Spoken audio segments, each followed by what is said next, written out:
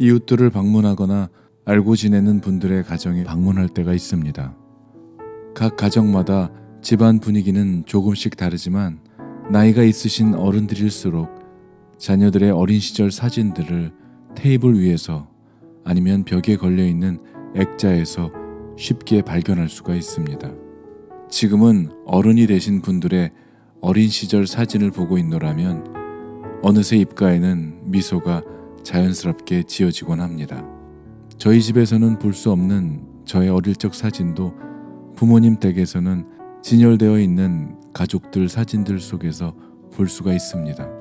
제가 보아도 내가 이럴 때가 있었구나 하며 어릴 적 해맑았던 모습이 눈에 선한데 부모님들에게는 어떻겠습니까? 아마 그 사진들을 보고 있노라면 만감이 교차할 것 같습니다. 키워오시면서 겪었던 많은 생각들과 추억들, 아픈 기억들과 힘들었던 시간들, 그로 인해 겪었던 슬픔과 기쁨과 행복했던 순간들까지 모두 머릿속에 그대로 남아있을 것입니다. 그러나 사랑하는 자식들을 위한 수고와 고생에 대해 후회하는 부모는 없을 것입니다. 여전히 더 많이 사랑해주지 못한 아쉬움과 미안함을 가지고 살아가는 것이 부모의 심정일 것입니다. 오늘 본문인 호세아서 11장을 읽으면서 우리를 향한 하나님 아버지의 주권적인 사랑과 주님의 품 안에 자녀를 끝없이 사랑으로 양육하시고 가르치시는 아버지의 마음을 만나게 됩니다. 그리고 악을 버리고 아버지께 돌아올 줄 모르는 인간의 패역함과 그럼에도 불구하고 하나님께서 얼마나 자기 백성을 사랑하시는지 오늘 말씀 1절부터 하나님의 애절하고 극진하신 사랑이 그대로 드러납니다. 1절 말씀입니다. 이스라엘이 어렸을 때에 내가 사랑하여 내 아들을 애굽에서 불러냈다는 이 말씀에 어렸을 때라는 표현은 그들이 하나님에 대해서도 아무것도 몰랐을 때, 영적으로 무지했을 때, 마치 어린아이와 같았던 때를 말하는 것이죠. 어린아이가 부모님의 사랑을 이해할 수가 없는 것처럼 말입니다. 2절입니다. 선지자들이 그들을 부를수록 그들은 점점 멀리하고 바알들에게 제사하며 아로새긴 우상 앞에서 분향하였느니라. 하나님은 이스라엘의 부패와 우상 숭배에서 회개하고 돌아서기를 위해 많은 선지자들을 보냈지만 그들은 들으려 하지 않았고 오히려 하나님으로부터 점점 더 멀어져 갔습니다. 그들의 마음은 우상 숭배로 가득 차 있어서 하나님을 의식할 여유도 없었습니다. 하나님의 은혜를 입은 이스라엘 백성들의 행동이 하나님을 가슴 아프게 하는 것이죠. 우리는 어떻습니까? 마치 부모의 품 안에서 살던 아이가 나이를 먹고 조금 커서 사춘기를 맞게 되면 그때부터는 자기 개인 공간과 시간을 부모로부터 간섭받거나 침해당하기를 싫어합니다. 대학을 가면 부모로부터 가능한 한 멀리 떨어질 수 있는 곳에서 자유를 누리고 싶어 합니다. 이스라엘 백성들 역시 자기들 뜻대로 살아가기를 원하며 하나님께서 개입하시는 것이 불편해지기 시작합니다. 선지자들이 전하는 말씀을 듣고 있기가 괴롭습니다. 그래서 자신이 원하는 대로 행동합니다. 이러한 일들은 북이스라엘 백성들과 오늘을 살아가는 우리들에게도 공통적으로 나타나는 현상입니다. 하나님은 말씀을 통해서 선지자를 통해서 우리의 양심과 우리의 꿈을 통해서 그리고 주어진 환경을 통해서도 그 무엇으로도 말씀하시는 하나님이십니다.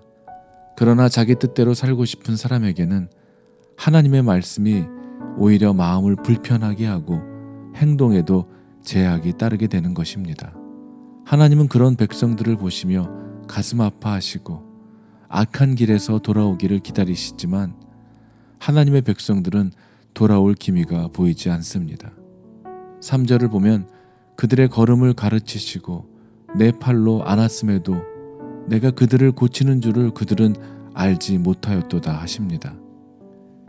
이스라엘 백성들이 걷지 못할 때 하나님은 걸음을 가르쳤습니다. 넘어지면 일으켜 세우시고 다치면 고쳐주셨습니다. 하나님은 그들에게 사랑을 베풀어 주셨죠. 하나님의 사랑과 은혜가 이렇게 임했음에도 불구하고 그들은 말하지도 못하고 아무런 능력이 없는 우상 바알을 섬긴 어리석은 백성이었습니다. 그럼에도 불구하고 하나님은 내가 너를 사랑의 줄로 이끌었다고 말씀하십니다. 하나님은 우리를 죄의 결박에서 자유케 하셨음에도 불구하고 우리는 다시 죄악의 줄을 스스로 목에 메고 마는 그러한 백성들입니다. 하나님은 이스라엘 백성들이 430년 동안 노예로 살았던 애굽에서 건져주셨지만 그들은 어땠습니까? 광야에서의 고된 훈련의 시간들을 통해 노예로 살았던 애굽 땅으로 다시 돌아가고 싶어 했던 무지하고 교만한 자들이었습니다. 그래도 하나님은 우리의 영혼을 보시고 마음 아파하시며 우리를 놓을 수 없다고 말씀하십니다. 8절입니다. 내가 어찌 너를 버리겠느냐? 내가 어찌 너를 원수의 손에 넘기겠느냐? 너를 버리려고 하여도 나의 마음이 허락하지 않는구나. 너를 불쌍히 여기는 애정이 나의 속에서 불길처럼 강하게 치솟아 오르는구나. 아무리 화가 나도 화나는 대로 할 수 없구나. 내가 다시는 에브라임을 멸망시키지 않겠다. 나는 하나님이요 사람이 아니다. 나는 너희 가운데 있는 거룩한 하나님이다. 나는 너희를 위협하러 온 것이 아니다 라고 말씀하시는 하나님의 사랑은 정말 놀라운 사랑입니다.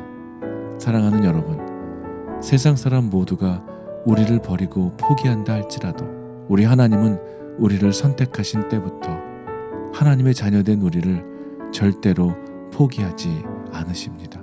우리를 향한 하나님 아버지의 사랑은 택하신 백성을 파멸에 이르도록 절대로 방관하지 않으신다는 것을 깨닫게 되시길 우리 주 예수 그리스도의 이름으로 기도합니다.